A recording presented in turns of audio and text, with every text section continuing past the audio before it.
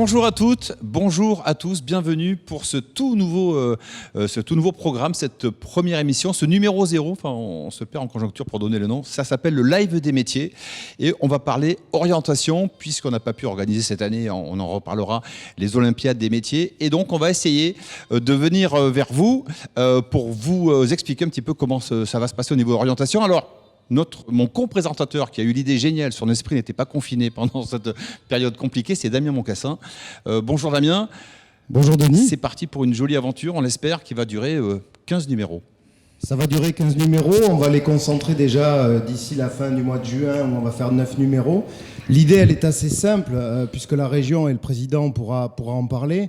Est responsable maintenant de l'orientation et de l'information métier, c'est dans cette période particulière de donner envie de venir dans les métiers, de se former dans les métiers.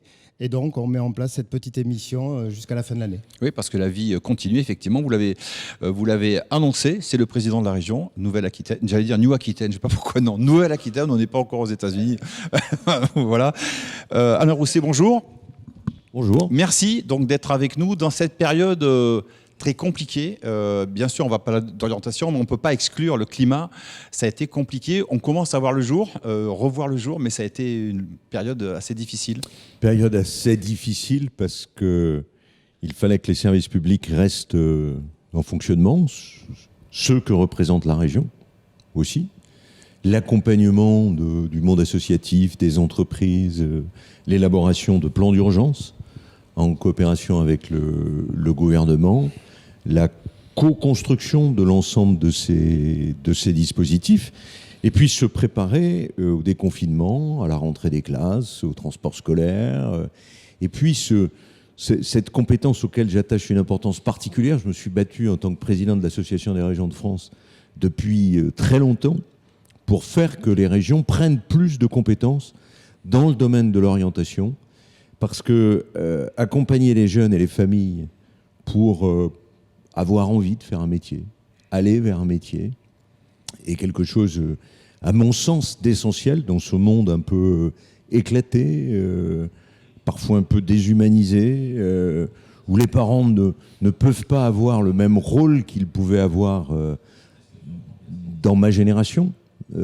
quel que soit le milieu social. Donc la collectivité prend ça en charge, c'est passionnant, parce que nous sommes en plus en contact direct avec le monde de l'entreprise et le monde des métiers, parce qu'on sait reconnaître ce dont on a besoin, que ce soit à Guéret, à Bord-les-Orgues, à Bazas, par rapport aux entreprises, petites ou grandes, qui y vivent. Un monde qui s'est arrêté tout de même pendant de longues semaines, enfin arrêté, qui était au ralenti. Et cette orientation, tous ces parents qui étaient inquiets parce que forcément, les objectifs pour leurs enfants, filles et garçons, ils sont là. Mais comment faire ? Plus de lycée, plus de cours, plus forcément de perspectives. Tout ça, il faut le remettre aussi au goût du jour. Oui, bien entendu. Alors la période était évidemment particulière. Il y a pas mal de choses qui se sont arrêtées. La première d'entre elles, et ça nous a fait un petit pincement au cœur, c'est les Olympiades des métiers qu'on a été obligé d'abord de reporter et puis malheureusement d'annuler sur site unique. Je préfère le préciser puisqu'on va aller au bout de l'aventure. Le président a souhaité très, très clairement, a réaffirmé la volonté d'aller au bout et de construire une équipe des métiers de Nouvelle-Aquitaine pour aller au final national. Donc on est en train de travailler là-dessus.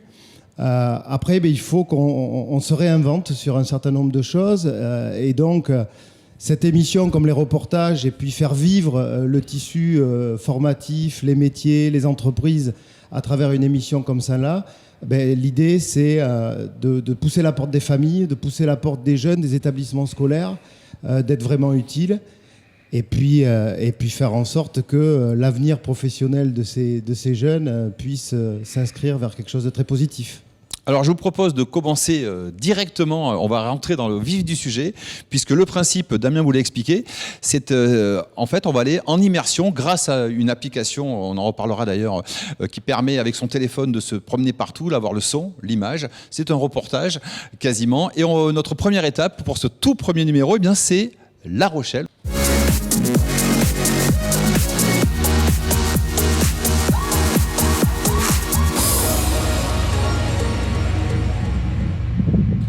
Oui, Cela fonctionne. Bonjour Marie-Christine Bernal. Bonjour. Alors précisez votre rôle, votre fonction pour cette première émission du live des métiers. Alors je suis directrice de la formation, directrice du CFA de la Chambre de métiers de Charente-Maritime, voilà, qui est un CFA qui accueille un peu plus de 2100 apprentis sur 2 sites. Un site situé à côté de La Rochelle sur l'Agor et un site à côté de Jonzac, à Saint-Germain-de-Lusignan. Voilà, donc nous sommes un CFA interprofessionnel avec un peu plus de 35 métiers représentés dans 5 grandes filières métiers, service à la personne avec l'esthétique, la coiffure, la vente, les métiers de l'alimentation, boucher, boulanger, pâtissier, charcutier, chocolatier, les métiers de l'hôtellerie-restauration, les métiers de la maintenance automobile, moto, mécanique agricole, maintenance mécanique agricole, et puis enfin une filière bâtiment qui représente tous les métiers du gros œuvre aux finitions. Voilà, 35 métiers, 60 diplômes. Alors, Marie-Christine Bernal, on en parlait avec le président qui regarde avec un grand sourire les images. C'est un lieu c'est tout neuf, hein, c'est magnifique. C'est tout neuf, voilà. On l'a inauguré avec le président l'année dernière, en mars 2019. CFA qui a été complètement redélocalisé et qui, sur ce site-là, représente 17 000 m² de surface avec 4 filières représentées pour l'instant. On a encore le pôle mécanique qui va venir, qui est sur l'ancien site et qui viendra d'ici 2 ans compléter l'offre sur l'établissement. Alors on est effectivement dans une reprise progressive de l'activité des apprentis avec des circuits particuliers, puisque effectivement période de déconfinement impose des mesures sanitaires particulières. Donc je vais vous faire visiter l'établissement, mais vous allez voir que je vais prendre des circuits qui sont normalement où il y a des sens interdits pour les apprentis, mais je vais m'autoriser à prendre les sens uniques. Enfin voilà. Marie-Christine, est-ce qu'on peut vous couper un petit peu? Oui. Président, vous voulez dire un petit mot, Marie-Christine? Non, je la salue. Je vois les images avec plaisir. C'est peut-être un des chantiers les plus emblématiques de la nouvelle région, puisque lorsque on a créé cette nouvelle région, il y avait ce projet qui avait été déjà engagé pour partie. La filière automobile restait dans La Rochelle, donc on a effectivement concentré, créé un lieu unique et fort, avec, vous le voyez, du matériel up-to-date, pour reprendre un anglicisme comme ça, live. C'est l'Amérique. Hein. Les apprentis sont effectivement... vous êtes à l'image à nouveau. On fait la visite, alors vous nous montrez un petit peu alors. Je vais passer tout de suite par la filière soins à la personne, puisque vous allez, je crois, recevoir un coiffeur talentueux tout à l'heure. J'ai déjà vous montré le salon de coiffure, vous voyez? Oui.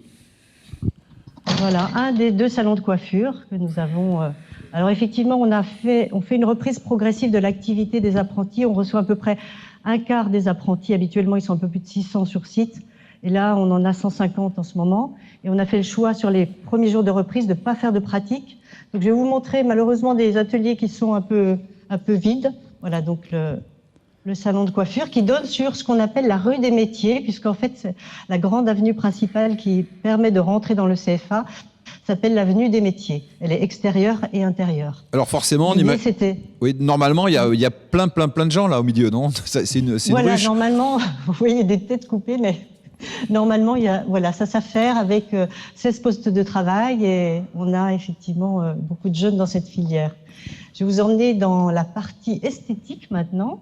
On va commencer par tout ce qui est un peu... Alors, le temps que vous vous déplaciez, Marie-Christine, il y a des métiers assez traditionnels qu'on voit dans les CFA de chambre de métiers, donc l'esthétique, la coiffure, l'alimentation, etc. Donc en même temps que vous nous faites visiter ces magnifiques locaux qui donnent envie de venir se former dans cet établissement, comme c'est le cas dans beaucoup, et on fera la visite de pas mal d'établissements dans les prochaines émissions. J'en profite, j'ai dit ma fierté tout à l'heure, je voudrais dire ma nostalgie aussi maintenant, puisque le gouvernement nous a retiré la compétence apprentissage. alors même que le bilan c'est pas le CFA unique neuf, je parle sous le contrôle de Damien. Donc demain, on sera moins en responsabilité de l'apprentissage avec les chambres des métiers, avec les chambres consulaires, que nous ne l'étions lorsque nous avons lancé ces splendides initiatives. J'ai un peu de nostalgie. Et c'est vrai que quand on voit ça, Damien, tu le disais, ça donne envie d'aller se former à la coiffure, enfin à tous les métiers. Là, ce sont les magasins d'application. On va retrouver. Vente. Alors, on est vraiment en direct, donc pardonnez-nous pour ces petites, parfois, imprécisions techniques. Mais Marie, Christine, Bernard, vous êtes là ? Oui, je suis là. Alors, on continue la visite. Où est-ce qu'on est là ? Voilà. Alors là, nous sommes dans la rue des métiers et nous longeons finalement les vitrines des magasins d'application, puisqu'on a des sections vente qui ont la chance maintenant d'avoir des espaces d'application pratiques. Vous voyez, j'arrive sur la partie vente alimentaire. Et tous les décors que vous voyez sur les vitrines, c'est effectivement la formation CAP enseigne, communication graphique qui les a réalisés. Pour illustrer effectivement les métiers qu'on retrouve à l'intérieur. Ici, c'est notre magasin de vente, confiserie, boulangerie, pâtisserie. Ah, on s'y croirait, hein, c'est la vraie vie. On s'y croit. Ah, mais on fait de la pratique et effectivement, nous avons la chance aussi d'avoir les métiers de l'alimentation. Donc, les jeunes peuvent faire de vraies mises en pratique de la vente de produits. Je vais aller maintenant dans la partie hôtellerie-restauration. Alors, je vous montre quand même cette magnifique avenue. Alors, il y a de la rubalise un peu partout puisqu'on a mis des sens de circulation spécifiques. Et vous voyez cette magnifique allée avec des lumières. Et on est dans un bâtiment qui est de haute qualité énergétique, qui a la chance d'avoir un label énergie positive, très bien isolé et qui donne aussi des espaces extrêmement sereins pour travailler. Les jeunes, je pense, apprécient beaucoup. Il y a énormément de bois, de lumière. Rappelez combien de jeunes justement viennent ici chez vous chaque année. Sur ce site de l'Agore, nous avons un peu plus de 1550 jeunes et nous avons aussi un peu plus de 200 adultes qui sont en formation professionnelle, en reconversion professionnelle, puisque nos métiers sont aussi des formidables métiers où, avec un CAP, on trouve du travail. Je dirais que sur les métiers de l'artisanat classique, il y a énormément de besoins de formation et de recrutement. Et on a beaucoup de personnes qui viennent effectivement changer de métier et se former. Très bien. On va voir tout de suite. Marie-Christine, on vous remercie. J'avais juste une dernière question, puisque vous avez accueilli des présélections des Olympiades des métiers. Est-ce que vous pouvez nous dire un mot un petit peu de ce qui se passe au travers des Olympiades des métiers dans votre établissement ? Est-ce que vous avez des jeunes qui concourent et qu'est-ce que ça apporte comme énergie ? Alors, on a l'habitude effectivement d'inscrire chaque fois que possible des jeunes dans les concours, quels qu'ils soient, les Olympiades aussi bien évidemment, puisque ça c'est un formidable outil d'émulation chez les jeunes, se confronter à la compétition, mais aussi le dépassement de soi, c'est quelque chose qui leur apporte beaucoup. C'est toujours une expérience très valorisante, quel qu'en soit le résultat. Marie-Christine Bernal, merci beaucoup. J'ai l'impression qu'il y a du soleil chez vous, non, La Rochelle ? Il y a du vent et du soleil. Allô ? Oui. Oui, merci d'avoir été notre première guide. Merci beaucoup. Il y a toujours du soleil à La Rochelle. Si vous le permettez, trois observations. Les métiers que l'on décrit, c'est les métiers de l'artisanat et des petites entreprises. Donc on voit bien le rôle du CFA ou du lycée professionnel qui bascule aussi vers l'apprentissage sur un réseau assez immédiat de proximité d'entreprise, de vie des territoires. Ça, c'est la première idée. Oui, mais en même temps, ce que peut apporter un centre de formation dans sa proximité territoriale, du menuisier, du boulanger, du pâtissier, du coiffeur, et c'est avec ça qu'on va refaire vivre ou faire vivre les territoires. Deuxième observation, avoir des CFA neufs ou des lycées professionnels neufs, c'est attractif pour les familles et pour les jeunes. De modernité. Damien le disait tout à l'heure. Et j'ai été maire de Pessac, j'observais à l'époque le lycée professionnel Philadelphe de Gerd, son état assez détestable. Et quand on change les plateaux techniques, quand on change les conditions de vie des jeunes et des enseignants, on change l'attractivité des CFA. C'est ce que les régions, et singulièrement la région Nouvelle-Aquitaine, a apporté. C'est comme ça aussi que l'on attire sur ces métiers où il faut à la fois avoir l'intelligence du geste, de la main, et puis en même temps le geste de l'intelligence. Parce que quand vous fabriquez une coiffure, quand vous fabriquez un élément d'un moteur d'hélicoptère, quand vous fabriquez une charpente, il faut à la fois la tête et les mains. Hein, c'est ça qui est important. Et cette image-là, des métiers, il faut la donner à voir. C'est pour ça que toute l'équipe de Damien, toute l'équipe d'orientation, tout Cap Métier joue en meute, si j'ose dire, joue groupé pour valoriser cela. C'est pour ça que j'étais très intéressé par la proposition de Damien, la vôtre, sur ces petites émissions, ces petits moments où on pouvait redécouvrir sur tous les territoires ces jolis métiers. Et puis Damien, on en parle souvent lors des Olympiades, lorsqu'elles ont lieu, et on espère que ça va revenir. Ça participe aussi au changement des mentalités, parce qu'il faut quand même, on va pas faire de langue de bois, il faut batailler dur pour enlever ces images. Si ça va pas, tirera en filière professionnelle. Alors qu'on est loin de tout ça. Le président l'a dit, il y a de l'excellence, il y a un savoir-faire, et c'est un bel endroit comme ça permet aussi de se dire, voilà, c'est moderne, c'est attractif. Il y a effectivement un vrai travail d'information et culturel à opérer. Je crois très sincèrement que les choses sont en train d'évoluer. On voit de plus en plus, y compris dans les médias, un certain nombre d'émissions autour des métiers. Alors évidemment, traditionnellement, les métiers visuels ou de la bouche sont assez mis en avant. La pâtisserie, la cuisine, voilà, la forcément, pâtisserie, ouais. La cuisine, etc. Mais on voit maintenant des concours de chaudronnerie, on voit ce type de choses-là. Et au fur et à mesure, je crois que ça évolue.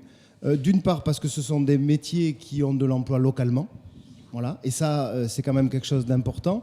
Et deuxièmement, les personnes se trompent souvent sur les niveaux de rémunération lorsqu'on est qualifié dans le monde industriel, dans le monde artisanal, etc. Alors ça nécessite du travail, ça nécessite du temps passé, mais par contre, lorsqu'on est passionné et qu'on aime ce qu'on fait, on va le voir avec Dylan, je pense, quel professionnel dans quelques instants. On fait de très très très belles choses.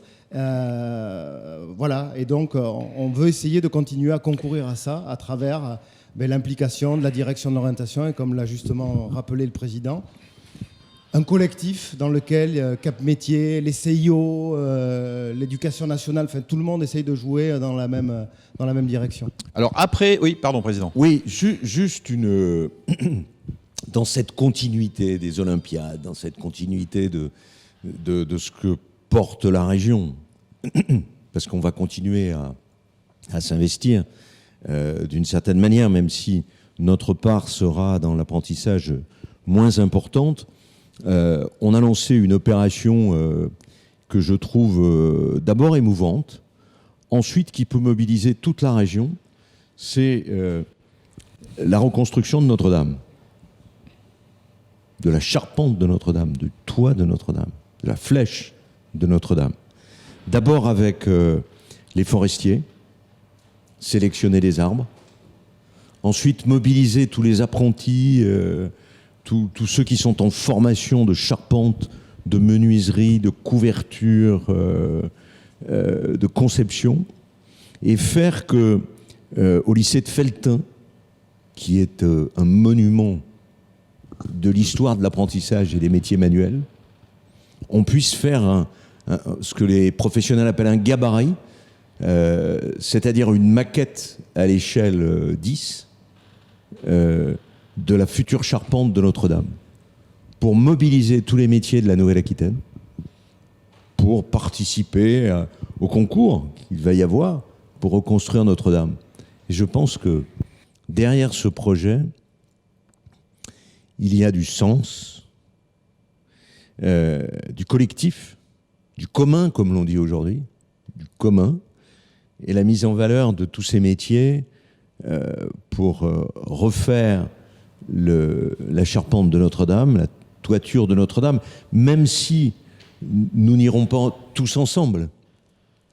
Mais quelque part, la simple maquette qui va se construire, se monter, se cheviller sur le site du lycée de Felletin sera un bel hommage à tous ces métiers. Et il faut préciser que les apôtres de Notre-Dame, d'ailleurs, sont en restauration chez nous, en Nouvelle-Aquitaine, à côté de Périgueux, donc dans des ateliers de la Socra. Il fallait le préciser. Et on va partir tout de suite où ? En Suisse. Ah non, mais là, on ne se refuse rien. Donc, un bilan carbone très bon, puisque il n'y a pas d'avion, donc ni de train. On va retrouver, donc, Damien, tu l'évoquais, un passionné, véritablement, mais en même temps un aventurier, parce qu'il fallait oser faire ce qu'il a fait. Alors, je pense que Dylan Lingrand est avec nous. Dylan ?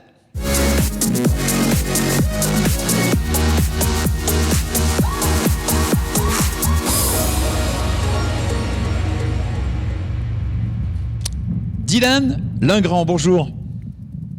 Oui, bonjour. Alors, juste avant de vous entendre, Dylan, vous êtes champion de région des Olympiades en 2014. Vous êtes formé dans le Lot-et-Garonne, à Agen, et donc vous êtes chef d'entreprise de coiffure à domicile en Suisse, et non pas en Méditerranée. On pourrait penser que vous êtes en Crète, mais pas du tout. Où est-ce que vous êtes exactement ? Bonjour. Bonjour, alors derrière moi c'est le lac Léman, je suis à Genève. Normalement ici il y a le jet d'eau, mais pour des raisons sanitaires il n'y est pas. Donc voilà, cette eau magnifique, je suis à Genève. C'est génial de vous voir comme ça. Alors parlez-nous un petit peu de votre aventure. Comment on part on est dans le Lot-et-Garonne à Agen, et puis on se retrouve donc ensuite près de Genève, à Genève. Alors c'est un concours de circonstances, donc j'avais mon salon de coiffure non loin d'Agen et j'avais une cliente qui était de la région ici en Suisse et qui m'a dit mais viens en vacances, tu verras c'est merveilleux et tout ça. Et donc je suis venu en vacances et ça a été vraiment le coup de foudre pour la région. De plus, avec mon associé, on prenait des directions assez différentes sur la gestion du salon. Donc je lui ai tous aidé et je suis venu ici avec ma femme en Suisse. Alors il y a un petit peu de vent en Suisse aussi. Oui, il y a du vent. Damien Moncassin voudrait vous poser une question. Oui, Dylan, alors déjà ravi de te retrouver après ces quelques années. Alors, on s'est eu plusieurs fois au téléphone parce qu'on garde des contacts avec beaucoup de jeunes des Olympiades. Ma question est assez simple. À Genève, tu fais quoi précisément et comment ça a évolué d'un point de vue de ton métier ? Alors de mon point de vue de métier, ça a complètement changé. Donc depuis toujours, j'ai voulu me diriger vers la qualité vraiment et vers le haut de gamme de la coiffure, parce que j'avais du mal à entreprendre en France. Du coup, depuis un an, après avoir travaillé dans différents salons, j'ai décidé de m'installer du coup à mon compte dans la région genevoise. Et donc je travaille vraiment dans le haut de gamme avec des célébrités, des clients prestigieux, pour dire comme cela. Et avec par exemple derrière moi, de l'autre côté du lac, les plus grands hôtels tels le Kempinski, Beau Rivage, l'hôtel Président Wilson, je me déplace également pour des clients particuliers, donc 24 heures sur 24, selon les demandes. Et pour les jeunes et les familles qui nous regardent et qui se posent la question, est-ce qu'on peut choisir en 2020 encore, je connais la réponse, mais bon, le métier de coiffeur ou de coiffeuse, qu'est-ce que vous en pensez ? Alors je pense que le métier de la coiffure, comme tout métier de l'artisanat, on le choisit, mais avant tout c'est lui qui nous choisit. C'est une question de passion avant tout. On ne peut pas se lancer en disant oui, je vais essayer la coiffure si on n'est pas un passionné. C'est un métier qui est très difficile.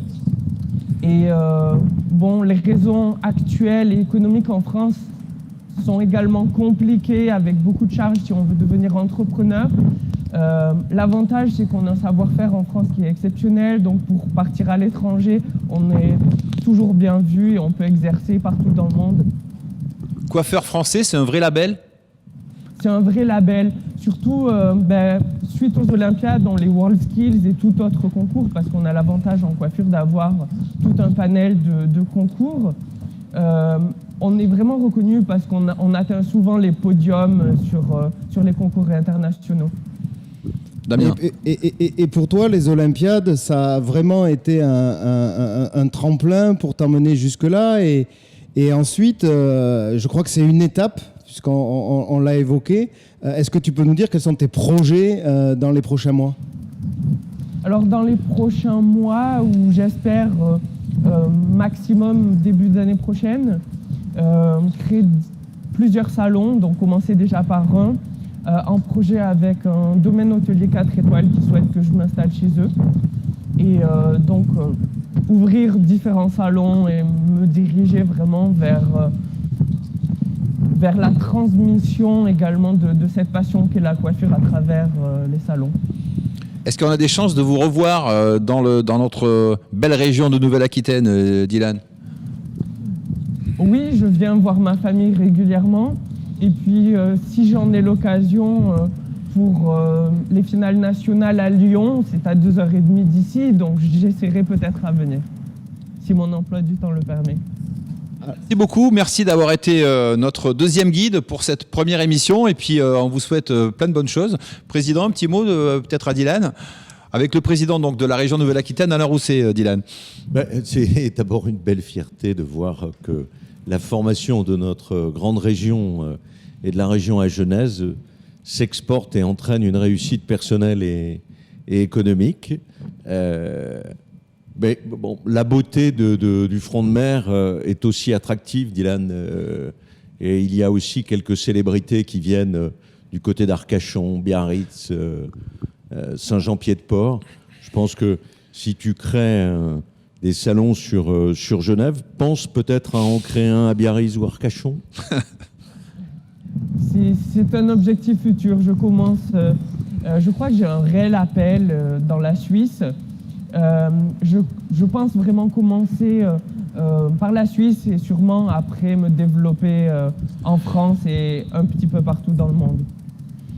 Merci beaucoup. Je profite de voir Dylan, d'une part parce que je crois qu'il a une très bonne nouvelle dans les prochaines semaines qui va arriver pour lui et sa petite famille. Voilà, il nous le confirmera. Et puis, c'est extrêmement touchant parce qu'on s'est connus il y a maintenant 6 ans. Il était assez timide, je vais dire ça comme ça. Et quand je vois la personne qu'il est devenu, on se dit que à notre petit niveau, quand on participe à ça, ça fait vraiment chaud au cœur. Oui, tout à fait. Et Damien, je vais même te corriger, ça fait encore plus parce que j'avais fait les Olympiades également 2 ans avant celle que j'ai remportée au régional. Merci beaucoup en tous les cas, Dylan. Merci Dylan. De ta disponibilité. Merci. Et puis, je sais que quand il y aura quelques néo-aquitains et que tu auras tes salons, je sais que tu nous as proposé à ce qu'ils puissent venir faire des stages ou être apprentis avec toi. Donc, ne t'inquiète pas, on restera en contact. Bon, on prend donc congé de Dylan Lingras, très sympa. Puis en plus, il fait beau en Suisse. Hein. Ceux qui disent qu'il ne fait pas forcément beau, il y a un grand ciel. Ou alors c'est Photoshop, ou alors vraiment il fait beau. Oui, et puis on va avoir l'occasion à travers ces émissions, vous verrez, d'avoir beaucoup de parcours comme ça, de voyager. On nous pose souvent la question, mais que sont devenus les jeunes après leur formation, etc. Ben là, on va avoir l'occasion d'en mettre quelques-uns en valeur et peut-être, je l'espère, de participer à nouveau à cette culture qui doit évoluer, notamment dans les familles, puisque quand on se pose la question de devenir coiffeur, on peut devenir coiffeur de très haut niveau, gagner largement sa vie et avoir des beaux projets d'entreprise. Donc, oui, voilà. N'oublions pas que l'apprentissage, c'est aussi un moyen de devenir chef d'entreprise. La région aide par exemple le second du patron. Et donc, le fait de devenir apprenti, de devenir ensuite ouvrier, ouvrière, ça donne la possibilité après de reprendre l'entreprise au départ du patron. Donc il y a une espèce de génération qui se crée et des générations qui se succèdent. Donc c'est super pour nos territoires. Avec une prise de risque aussi, forcément. Oui, mais en même temps, cette prise de risque, elle est fomentée, elle est dans la durée. C'est-à-dire vous expérimentez un métier, vous l'apprenez, vous expérimentez un métier, et vous reprenez l'entreprise après. C'est ce qu'il y a de talentueux et de prometteur dans l'apprentissage aussi. Alors justement, on parle de petits jeunes. Bon, petit jeune, il est plus forcément, mais enfin, il est toujours jeune dans sa tête, puisque systématiquement dans notre émission, nous finirons par un zoom sur un métier, une parole de pro. Et notre pro aujourd'hui s'appelle Éric Dagrand. Éric Dagrand, bonjour. Donc je peux dire qu'on se connaît un petit peu avec Éric, et beaucoup de gens le connaissent parce qu'Éric, c'est la voix dans les stades, et son métier c'est maître de cérémonie, on dirait peut-être MC aux États-Unis, mais c'est un métier, c'est un vrai métier, hein. C'est une véritable profession. Donc Éric Dagrand va nous en parler tout de suite après le jungle.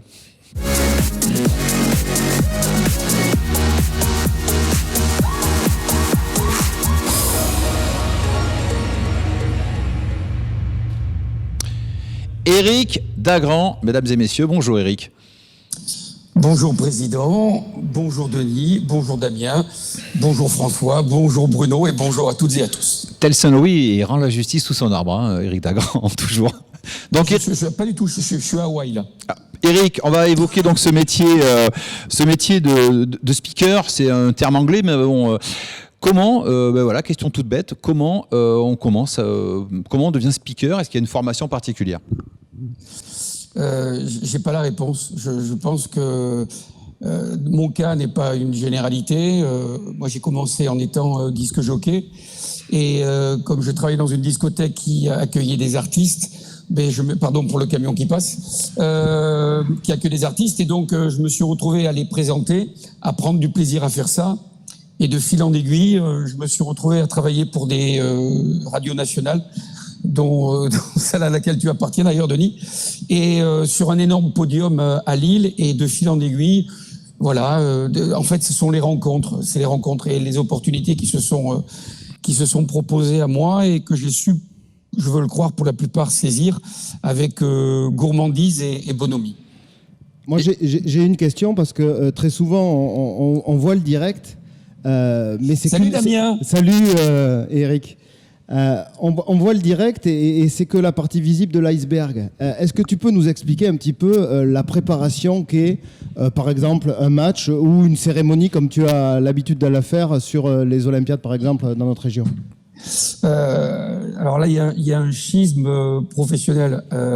Là, 97% de mon occupation professionnelle est dans le monde du sport, puisqu'entre le foot, le rugby, le Tour de France, ça m'accapare voilà, la plupart de mon temps. Et puis, effectivement, ponctuellement, il y a des événements comme les Olympiades des métiers. Et parce que, justement, j'ai un emploi du temps extrêmement chargé, après, je ne fais que des choses que j'aime.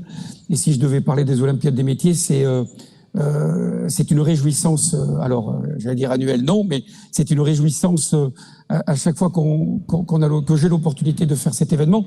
Alors, le travail en amont, il est mu d'abord par une vraie passion, par la volonté de développer l'altérité, c'est-à-dire la connaissance de l'autre, le respect de ce qu'il est dans sa différence, et donc de se nourrir de ce qu'il est pour que lorsque j'ai le micro en main, je puisse valoriser et ce qui fait ce qu'il est.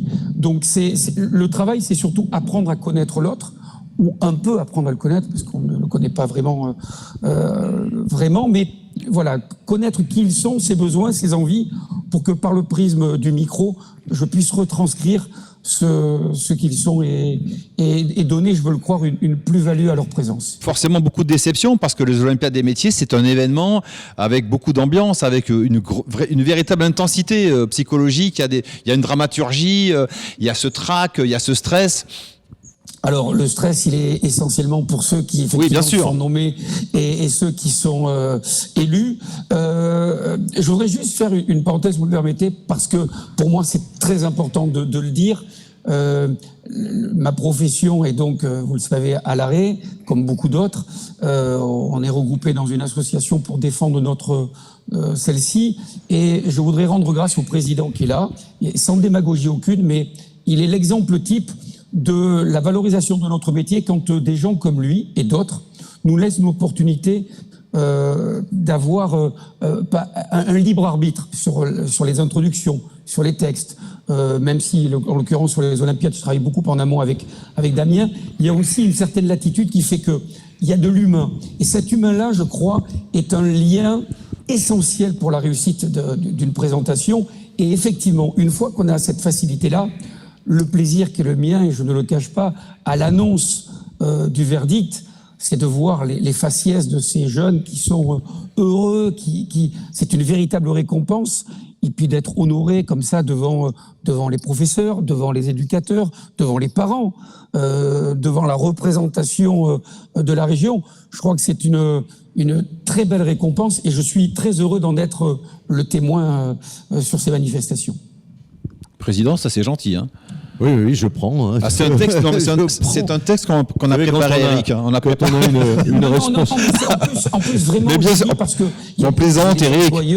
Avec laquelle il est difficile pour moi de faire passer ce message-là, et en l'occurrence dans les Olympiades, puisqu'on parle de ça, pour moi c'est une vraie liberté, une latitude, et c'est un vrai plaisir, donc je suis content de le dire aujourd'hui. Mais je partage le sentiment de plaisir. Ces Olympiades des métiers, c'est un peu une souffrance pour Damien, pour moi, cette année, de ne pas avoir cet événement. C'est peut-être, je l'ai dit à diverses reprises, Damien s'en souvient, l'événement que l'on a créé le plus émouvant. Et on a souhaité, bien que l'apprentissage nous soit sorti, en grande partie, maintenir cet événement. C'est un événement, pardon de le dire, un peu coûteux pour la région, oui, c'est un investissement, mais c'est tellement beau, c'est tellement fort. Et si on ne laisse pas, comme on laisse les apprentis, comme on laisse les élèves de lycée pro dérouler leurs compétences et leurs talents, si on ne laisse pas les acteurs comme Eric faire leur job, quelque part, enfin, on n'est pas très dans le film, quoi, du live, comme dirait... Mais c'est vrai que ceux qui ne connaissent pas mesurent pas justement ce qu'on peut ressentir. Enfin, moi, j'ai découvert ça il y a quelques années. C'est incroyable. Ce qui se passe aux Olympiades des métiers, c'est incroyable. C'est-à-dire qu'il y a vraiment des films dans le film. C'est-à-dire chaque personne, il y a des héros partout, en fait. Et forcément, quand on est Eric... Dans tous les métiers, Damien, plus de 70 métiers. Il y a 67 métiers en direct qui se font quand on le fait au parc. Il y en a quelques-uns d'autres, et on en a 3-4 qui arrivent tous les ans. Donc ça grossit, ça grandit. Après, la situation fait que cette année, c'est un peu particulier, mais ce qui est extraordinaire, c'est le réseau que ça constitue. Cette nouvelle compétence pour la région et la direction de l'orientation, on va utiliser ce réseau-là. Et je profite, Eric nous entend toujours, j'espère. On va monter un réseau d'ambassadeurs métiers. Et il y a probablement des jeunes qui rêvent peut-être de devenir maître de cérémonie. Et donc, si tu pouvais être parmi tout le réseau d'ambassadeurs, celui qui représente un petit peu celui des maîtres de cérémonie, on serait ravis de pouvoir te connecter avec un certain nombre de gamins qui vont se poser cette question-là, et je pense que tu leur seras de bons conseils. En tous les cas, on va constituer ça dans les prochaines semaines de telle manière à créer des connexions bien au-delà des Olympiades des métiers. L'objectif, c'est vraiment d'être tous azimuts, post-bac, post-troisième.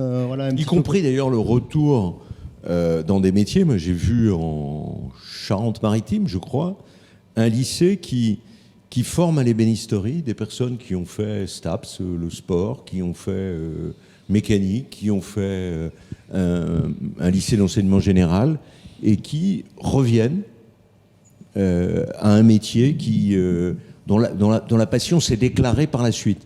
Et c'est tout le défi qu'il faut qu'on relève, nous, régions, aujourd'hui, alors même que nous ne sommes pas dans un pays comme l'Allemagne, l'Italie, l'Espagne, les pays d'Europe du Nord, où on a toute la compétence sur l'éducation et la formation. Mais là, on met le pied dans la porte. Et l'idée, en plus, que toute sa vie, on peut se former, se reformer, si j'ose dire, prendre une autre voie, devenir agriculteur, devenir menuisier, devenir ébéniste. Tout ça, c'est quelque chose de fort. Et le monde d'aujourd'hui suppose qu'on ait cette agilité. C'est pour ça que le travail d'orientation, d'information sur l'orientation, avec cette mise en scène fabuleuse des métiers de Nouvelle-Aquitaine, est quelque chose d'essentiel et que j'y attache autant d'importance. On va saluer Éric Dagrand. Éric ? Vous me permettez juste un mot, puisque le président parlait des ministéries. Je crois que c'est l'été dernier sur le Tour de France, au village départ. J'avais tous les matins, pour toutes les villes, un représentant des régions avec justement des jeunes qui avaient fait les Olympiades dans leurs régions respectives et qui venaient montrer leur travail par des vélos qu'ils avaient fait à partir de bois. Et finalement, ça veut dire que les Olympiades, moi, ne m'ont jamais quitté, puisque finalement, même sur le Tour de France, il y avait une démonstration du travail des jeunes. Et je trouve que c'est bien qu'il y ait une pérennité de la communication pour montrer que oui, quel que soit l'endroit où on peut se trouver, il peut y avoir un déclencheur par le biais de gens qui croient à la formation et que la démonstration via ces vélos sont la preuve qu'on peut parvenir à trouver un métier passionnant et aussi valorisant, parce que je pense que c'est important de valoriser le métier de chacun. Et d'ailleurs, ce que vous dites me fait penser à une chose, on est en train de travailler à ce qu'on appelle la relocalisation. La plupart des parties du vélo, aujourd'hui, on les assemble en France, mais ils viennent d'Asie du Sud-Est ou d'ailleurs. Donc, moi, je suis prêt à encourager les apprentis qui réinventeraient la fabrication de vélos. Le président, on se voit l'année prochaine sur le Tour de France, alors s'il passe à Bordeaux. Allez, chiche. Parole. Merci, on va se quitter sur ces sourires. Merci Éric. Avec plaisir. Merci beaucoup, Bonne Éric. journée à tous. À bientôt. Et continuons. Et on va continuer, même si là on va s'arrêter. On va s'arrêter. À bientôt au stade, oui, parce qu'Éric, on l'a précisé, il commente ce club qui est Girondins de Bordeaux. On en reparlera plus tard pour d'autres Olympiades. Merci en tous les cas au président d'être venu parrainer cette première émission. Damien, il faut préciser que toutes les semaines, voilà, on sera comme ça, on ira voir les gens pour leur expliquer un petit peu tenant et aboutissant.